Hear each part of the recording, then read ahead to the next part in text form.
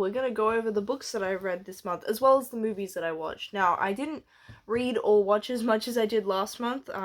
That's not just because, January has 3 more days than February. I did start up at uni again, so that would be a factor. I don't know, I just didn't read and watch as much. I hope the next month I can fix that up and stuff. But that happens. You get fluctuations. I feel like I was more productive overall in January compared to February. Now, I read 7 books this month. 2 of those are Naruto volumes, which I won't be covering here because I have an entire series about that. So if you want to hear me yap about Naruto, you can find that on the channel. I would do the linky thingy, but I actually don't know how to do that. You would think that I would know by now. I've been I should learn how to do that. But yeah, I read 5 novels, I guess, not including the 2 Naruto volumes. 2 of those were library books, but I've got the other 3 as physical copies. So, the first thing was we finished off Vampirates. I started this at the end of January. I was expecting to like this more than I did. I got it from the op shop. It was $2, so I'm not upset. I thought it was going to be slightly younger than it was, and see, this is book 2. But I got it because Vampire Pirates sounds cool. So, I had to, just based on the premise. But it is, from, I think it was around 2005. It was, mid-2000s, 2006. So, this series is a bit older, so I am concerned that it might be difficult for me to get book 1. But I thought it was going to be young enough that, some younger books, each book's kind of self-contained enough that you don't need to know, but this really wasn't. And also, pirates didn't function the way that I would expect them to. It's set in a world where, there's global warming has flooded everything, and pirates really aren't just, criminals in the way they are, that we think of them. Which was kind of sad. I wanted to see cool vampire pirates. Now, I'm expecting that if I had have read book 1 first, maybe I would have enjoyed this a bit more, but yeah, I was kind of sad. I was expecting to love it because I'm like, that is such a cool premise. But yeah, I am slightly concerned that book 1 is going to be difficult to find because I've never heard of this series. It is there's been books, for example, I have a book series called The Laws of Magic, which came out around 2010, and I have 3 books. And then after reading the 3, finding out that there's at least 6 books in this series, and I'm like, oh snap, I thought this was a trilogy, because it was on my pop's bookshelf and stuff, and I was like, cool, I'm done. And it's like, no, there's you've only read half the series, and that's difficult enough to find, and that came out, a few years later. I don't know. If anyone knows anything, if anyone has a copy of the first Vampirates that they don't want, let me know. Okay, and then the next thing I read was The Ballad of Songbirds and Snakes, which I don't have. I borrowed this from the library. I don't know, see, I feel like the Hunger Games, the main trilogy, which I have read a couple of times, got better on rereads, and, I will say that, I didn't dislike the book, but, I also didn't love it in the same way. I feel like that The Hunger Games book 1, the last time I read it, it just really hit so close. But I was also familiar with the plot, I think, also helped. With this one, the book is a bit long. I find that once a book gets too far over 400 pages, it just starts to drag for me. I find it easier to finish 2 300-page books, or two 400-page books than I do one about 600-page. It was a chunky book. And I was also in a bit of a rush because I had to finish it to get it into the library. And then it also put the next book that I read, it meant that I had to rush through that as well. I also found that because it was not written in that first person the same way that The Hunger Games is, I felt a bit disconnected from Coriolanus. But I wouldn't say it's bad. It's just definitely something that I feel like I would need to reread to properly appreciate.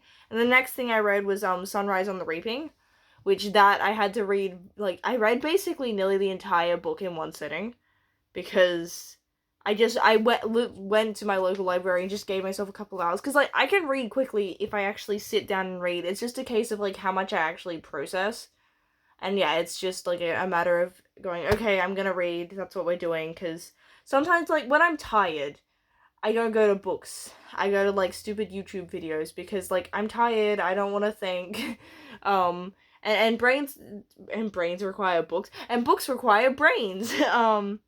I did like Sunrise on the Reaping, I think, a bit more than I did Ballad of Songbird and Snake, but again, I feel like that I read so much of it so quickly. And also, it's been a while since I've read the Hunger Games trilogy, so I feel like that there's maybe things that I was missing, but yeah. Also, I just don't know if I'm in the right phase of mind to really appreciate them properly. But because that one, Sunrise on the Reaping, is in my local libraries, they've got like a hand-selected top 20 books, which have a shorter date. Like, you can only borrow them for like 2 weeks without extension. I didn't know this when I borrowed it, and I had also borrowed Ballad of Songbird and Snake, and it's like, oh snap, I've got to finish this quickly.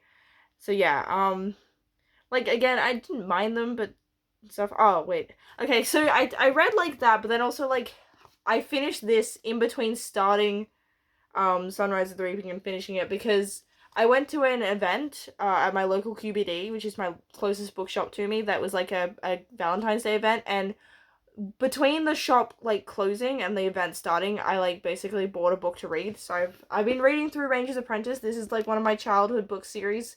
I've been reading these like since 2017, so it's nearly 10 years now. Oh no, I started in 2016. I started in year 6, yeah. This is book 8. I only have one more that I need to buy because I have the physical copies of the last couple because my pop had them. The others I had as totally legal ebooks, but like I like the series enough that I need physical copies of them. I also just prefer physical books.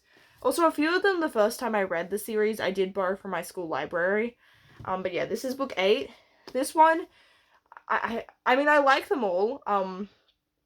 Honestly, yeah, I feel like the Ranger's Apprentice is really good at like having sort of characters feel like friends, like they have nice banter with each other. Will and Holt's dynamic's really nice. Yeah, honestly, like, and it's kind of cool, like a young sort of reader series that actually, like, Will starts the main character at 15, but like you kind of get him to he actually becomes an adult across the series, and like they let him be an adult. They start him at a teenager, even though because of like the medieval setting and stuff, it basically is kind of his start of being an adult in a way. Like he's still treated as a kid by the younger people, but honestly, like Holt sees him as his son, so he's like, "No, you are my son." He could be like in his 40s, and Holt would be like, actually, is Holt old enough to? I'm gonna go 30s because I don't remember what the age gap between the two of them is, so I don't know if Holt the thought of Holt dying makes me sad. But yeah, just this one's also just really good because like we get more of Holt's backstory because he's sort of this mysterious character. Yeah, I like Ranger's Apprentice. I'm excited. Yeah, so yeah, I've got because Ranger's Apprentice, the main series, technically now has 11 books. It used to have 12, but book 12 got changed to being book 1 of the like sequel series. So in the universe, you've got Ranger's Apprentice. You've also got Brother Band, which is just like a spin-off that like they do converge, but like you don't have to read. I would say that if you like some of the characters, you're not gonna know who they are if you haven't read Ranger's Apprentice, but like you don't have to read like you should read Ranger's Apprentice, then Brother Band, and then you've also got Early Years and then Royal Ranger. I don't know why we only got 2 Early Years books. I kind of want more of like prequel stuff. But yeah, I don't know. Maybe they didn't sell as well. Maybe the guy just didn't have as much to write about them.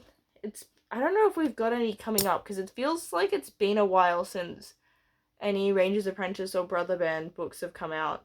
I'll have to look into it because I feel like there should be more because for a while there they were pretty consistently like one of them a year. But yeah.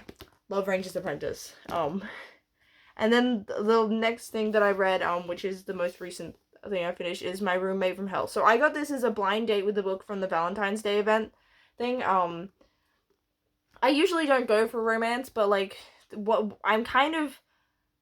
See, I can't say I'm really friends with them because I don't know what their name is. But one of the employees, like, they recognize me when, like, we usually chat when I come in, and they're kind of familiar with what kind of books I like, so when I picked up that one, like, it was one of the ones they wrapped, so they recognized, like, the little synopsis thing. It's like, yeah, you're gonna like this book. And I did. I really enjoyed this. So the premise is basically that they're in college and his roommate's from hell. Wow, he's like a demon prince.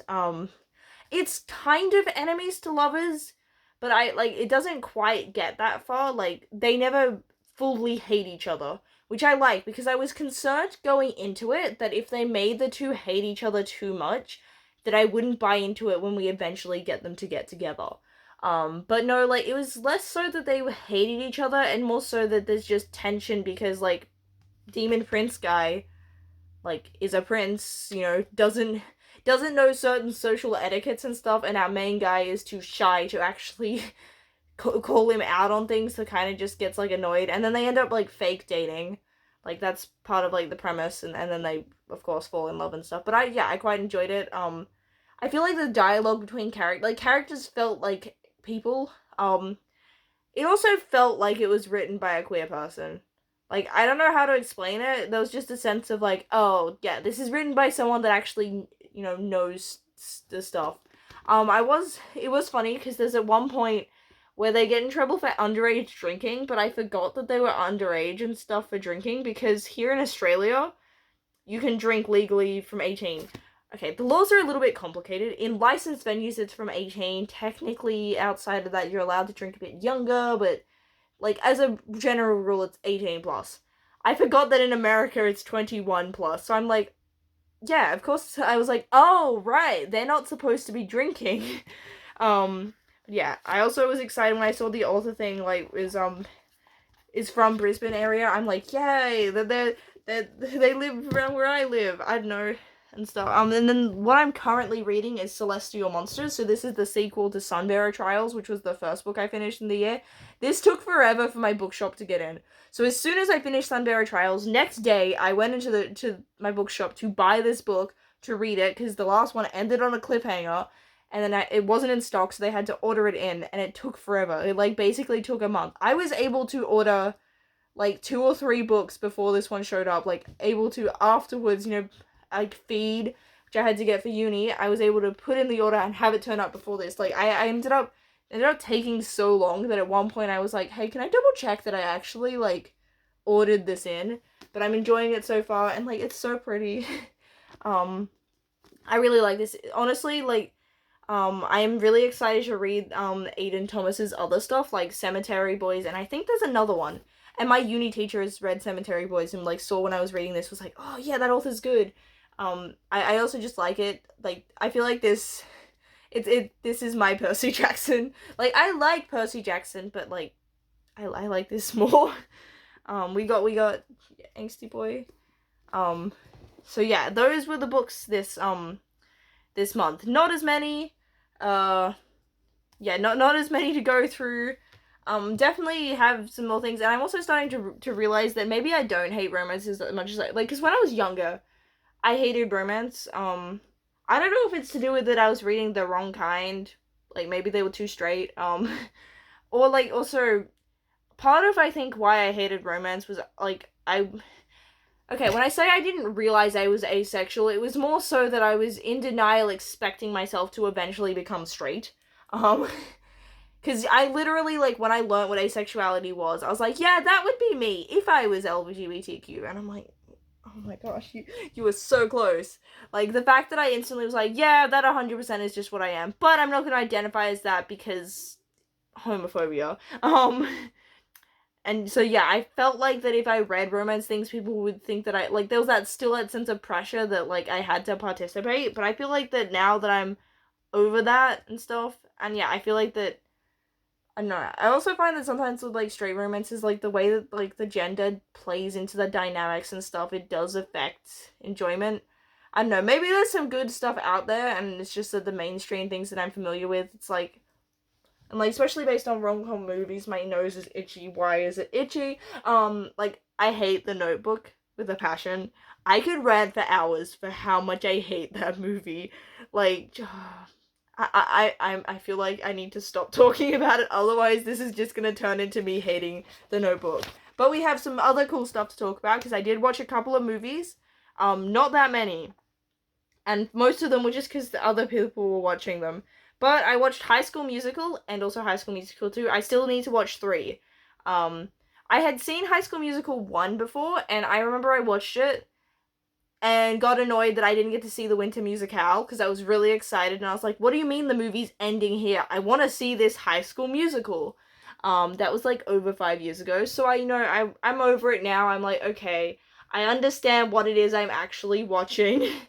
So I quite enjoyed it. I'm also vaguely familiar with most of the tunes because there's here on YouTube there is a fan musical production of My Hero Academia in Polish that uses that basically takes the tunes from High School Musical and adjusts them to suit My Hero Academia.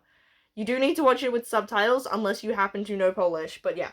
So I am vaguely familiar with a lot of the tunes from High School Musical.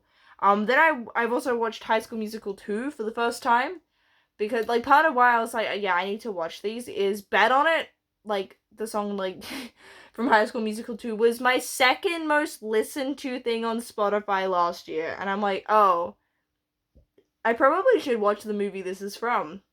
I mean, part of it's because I had an idea for like a Riku themed animation about Bet on It. Of course it was, look, everything in my top listened to were Kingdom Hearts related, and even the one thing that got up like in the top that wasn't directly from Kingdom Hearts still came back to it. But yeah, I found the movie weird. I was really sad that it wasn't set at the high school. Not just because it's called High School Musical, but Miss Darvis was my favorite character in the first one, and because it wasn't set at the high school, um, I didn't get to have as much time with, like, she wasn't in the second one as much, which made me really sad. Sharpay is iconic. Ryan's cool. And I feel like Ryan and Chad are definitely a couple. Like, that's that song, the I Don't Dance. And then they had each other's outfits on. I don't know how else I'm supposed to interpret that. Um, I don't like that Troy gave Gabriella a necklace of his initial. That was weird. Um, I also feel like that, like, I didn't like the amount of money that he got. Yeah, the plot was weird, and I have very mixed feelings about like what the messages were, and also like I spent the entire time questioning how rich Troy is, because like how poor he is, I feel like is an important detail to understand, like how reasonable his decisions are, like how much he actually needs the money. But yeah, I also watched Hamilton, like, on Disney Plus, the Pro Shop, for the first time. I didn't realize going into it, like, that they just sing the entire time, and I feel like Act 1, none of it went in. I was still getting used to how the story works, but Act 2 was fun. Once I finally got into the groove of how it works, I quite enjoyed it. Like, it was quite impressive. I would like to rewatch it now that I understand how this works, or maybe just, like, listen to the album, which I'm guessing is pretty long because they were singing the entire time. But yeah, like I kind of get why this was a big thing. I didn't really like get to have the Hamilton phase. I also didn't realize how many memes like audios are from Hamilton. Like some of them I was aware of, but there were plenty that I was like, oh, I didn't realize that was from this. I really liked The King, and ever since I watched it, I okay nearly every day at some point my head will just be like, John Adams, I know him. And yeah, like the John Adams just is in my head ever since. I think it's a stem is what it's called. I don't know. But yeah, just every day at some point it will happen. Another thing I watched, which is something I had already seen but a long time ago and only once, is Strange Bedfellows, which I found at the op shop that I volunteer at, and I was like, oh, I remember that movie, and I haven't seen it on streaming services because I've been vaguely aware of it and been like, I kind of want to rewatch that, but like I haven't seen it come up on any of the ones I have, and yeah, I saw it there. So if you're unfamiliar with this movie, which is not unlikely given that it's an Australian film, if you're familiar with the film, I now pronounce you Chuck. Is it Chuck and Larry? Basically, there's a Adam Sandler film where he marries Paul Blart Mall Cop. I forgot what the actor's actual name is. And they pretend to be gay for like purposes. This has the same premise. This came out first, and does it better, I think. It's been a while since I've seen the Adam Sandler one, but this one just feels more sincere. I really like the town that it's set in. It like just, I don't know, really feels like a true Australian like rural town. You get the sense of like it's like, yeah, these are all like people that you've met. Yeah, I quite liked it. It was a lot gayer than I remember it being. I feel like because I watched it as a kid, there was a lot of the like if you've seen something like But I'm a Cheerleader, one of my favorite films, um, where yeah, they just like have sort of things that they show on like to imply sort of homoeroticism that just younger me was not had no concept of and didn't get. Like yeah, um, but yeah, if you like the Adam Sandler film where he marries Paul Blart Mall Cop to pretend to be gay and learns not to be homophobic, this is the same thing, but I like this one more. Yeah, very Australian as well. And then I also tonight watched Idiocracy, which I had vaguely heard of in the sense that I had heard that there was a film set in the future where people are supposed to be stupid and they all wear Crocs. Um, that's basically all I went into the film knowing. I quite enjoyed it. I do feel like that I like movies more when I watch them with other people. Like I feel like that collective experience definitely adds to it. Um, it was kind of funny, okay, because like the premise is basically that this dude from 2005, he's part of the army. They're doing an experiment to see if they can freeze people and preserve them. Kind of like, is it Futurama? Where isn't that Fry's whole thing? Um, and then he ends up accidentally ends up 500 years in the future, and everyone's really stupid. Like, yeah, everyone's struggling and stuff, but like, the sad thing is that there was okay, so I'm gonna spoil something. Um, like he's basically discovered to be the smartest human being, and immediately is called in by the president to be like, "Hey, you're super smart. Let's fix things." And it was really sad seeing that and going, "Oh, that's not how it works in the real world today." Like, you don't we like yeah, the kind of stupid, I guess, that we have today is not the kind that goes, hey, you're a super smart person. How can we make things better? And that made me sad. That was like a sad realization. But I wouldn't say that's a flaw of the movie, more so just realizing, wow, that kind of sucks. That like in this just sort of dystopian, like extremely dumb society, it's like, oh wow, they're smarter than us in that aspect. So yeah, those are the movies and the books that I read and watched this for February. So yeah, I am excited to this will be like I guess a March book. I am waiting for Naruto Volume 8. I haven't got the text message yet to say that it's arrived. I have bought volumes 9 and 10 because my friend was really nice. We went to like a comic book store and they were willing to buy me these. But I was like, okay, I won't buy volume 8 because I've got that coming, so I'll just get volume 9 and 10. But yeah, it's taking forever for some reason. I've got a couple of different books to read, like on my shelf. I am trying to read through the books that I have not read on my bookshelf because for like especially like the last couple of years I haven't been reading a lot, but I've still been buying books because I like books and I get excited when I see something that looks cool, or I'll buy something and then forget I'm reading it. So yeah, I do have a fair few things to read. Like I've got the Celestial Monsters, which I'm partway through. I'm just having a look across. I've got my bookshelves on the other side. But yeah, I've got a few. There's a Brandon Sanderson one that I'm excited to read because like I haven't read any of his stuff, which is really surprising because I know that like he's a big sort of fantasy guy. But I've got one called the Frugal Wizard's something rather guide. That reminds me, I should get Hitchhiker's Guide to the Galaxy. I've been recommended that several times. Like it's been on my radar for years now. I have the Devil Wears Prada book, which I'm excited about because I like the movie. We also have the sequel coming out soon. I don't know if it's this year or if it's next year, but like it's close enough that we have trailers and things. But yeah, I've got a few different things to read. I also have some of my nonfiction stuff that I haven't finished, like I forgot what her name is, but yeah, I've got some academic stuff that I've been kind of procrastinating on, which makes sense. Like I've got actual stuff that I've got to be reading for uni, so you've only got so much time and energy.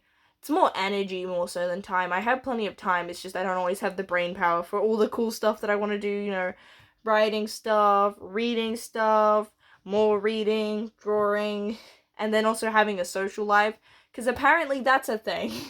So yeah, that's what I read and watched.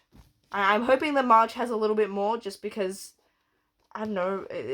I feel like that there was definitely points like, yeah, I do want to read and watch more stuff, just because, like, instead of, I don't know, doom scrolling, I feel like that you get more out of this stuff than you do, like, I forget, like, if you were to ask me what reels I watched this morning, I couldn't tell you, let alone, like, what I watched a week ago. So yeah, that's February.